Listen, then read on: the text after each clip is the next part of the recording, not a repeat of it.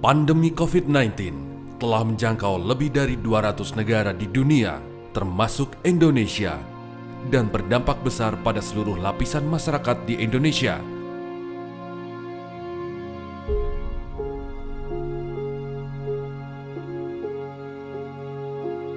Oleh karena itu, mari kita putuskan penularan dan pastikan untuk menjaga kesehatan. Saat ini kita dianjurkan untuk tetap di dalam rumah. Meskipun demikian, kita harus tetap produktif meski dalam keterbatasan. Dengan keterbatasan seperti ini, banyak terjadi PHK karena tempat bekerja terpaksa ditutup. Mencari pekerjaan lain pun terasa sulit di masa seperti ini. Kini, kondisi ekonomi pun goyah. Dampak pandemi COVID-19 pada sektor konstruksi memunculkan berbagai kebijakan terkait pencegahan COVID-19, seperti himbauan pemerintah terkait physical distancing dan pemberlakuan status PSBB. Kondisi ini menimbulkan ketidakpastian di lapangan yang menyebabkan terganggunya kapasitas rantai pasok. Penurunan produktivitas tenaga kerja karena adanya perubahan kultur bekerja di lapangan karena harus beradaptasi dengan kewajiban protokol COVID-19. Perubahan waktu pelaksanaan pekerjaan juga menjadi hal yang tak terelakkan lagi. Selain itu, adanya kebijakan realokasi anggaran dan beberapa kendala terkait masalah finansial juga berdampak pada penurunan cash flow beberapa badan usaha jasa konstruksi. Dalam rangka persiapan pelaksanaan tatanan normal, Pemerintah pun membuat skenario baru dalam penanggulangan COVID-19 agar kita semua masih tetap dapat beraktivitas dengan tetap memperhatikan protokol kesehatan. Kita tidak boleh berhenti bekerja dan beraktivitas. Hal ini sesuai dengan arahan Presiden Joko Widodo yang menyatakan bahwa agenda-agenda strategis yang sangat penting bagi bangsa dan negara serta menjadi prioritas untuk kepentingan nasional tidak boleh berhenti dan tetap harus dilanjutkan.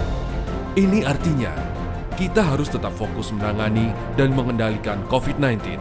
Tapi agenda-agenda strategis yang berdampak besar bagi kehidupan rakyat, perekonomian nasional tidak boleh dilupakan. Tugas berat ini tidak bisa dilakukan dengan cara-cara yang biasa. Kita harus menggeser channel cara kerja dari cara-cara normal menjadi cara-cara ekstra. Dari cara-cara biasa menjadi cara-cara yang luar biasa. New normal saja tidak cukup. Perubahan sudah menjadi suatu keharusan. Karena sejatinya, definisi new normal sendiri adalah perubahan perilaku untuk tetap menjalankan aktivitas normal, namun ditambah protokol kesehatan untuk pencegahan COVID-19. Pola pikir dan etos kerja kita harus berubah menjadi lebih produktif dan berkinerja lebih baik. Karena sesungguhnya, pandemi ini menempatkan kita pada posisi minus, sedang di bawah kondisi normal.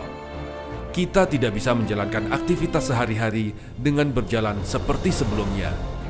Kita harus melakukan lompatan-lompatan besar. Diperlukan usaha yang cepat, smart shortcut, troubleshooting, yang hasilnya langsung terlihat dan nyata, sehingga kita bisa kembali ke posisi awal. Kita harus cepat. Itulah hakikat sesungguhnya dari new normal.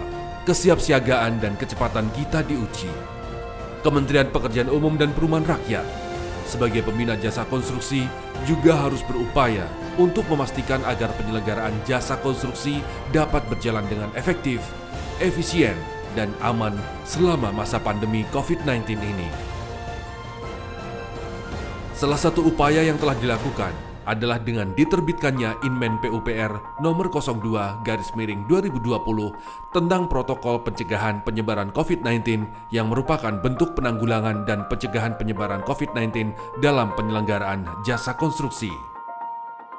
Yang terbaru, telah diterbitkan SE Menteri PUPR nomor 18 tahun 2020 tentang pelaksanaan tatanan adaptasi kebiasaan baru atau new normal dalam penyelenggaraan jasa konstruksi.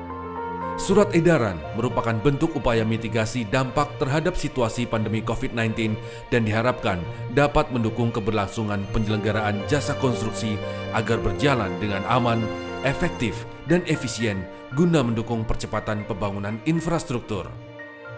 Surat edaran ini terdiri dari 4 protokol. Yang pertama adalah protokol umum yang mencakup protokol di tempat kerja dan protokol bagi penyelenggara jasa konstruksi. Yang kedua adalah protokol pemilihan penyedia yang merupakan alternatif dan perluasan pelaksanaan pemilihan yang dapat dilaksanakan secara offline maupun online. Protokol ketiga adalah protokol pelaksanaan pekerjaan yang menjadi panduan pelaksanaan pekerjaan selama masa pandemi COVID-19 dengan tetap memperhatikan protokol kesehatan dan kualitas pekerjaan.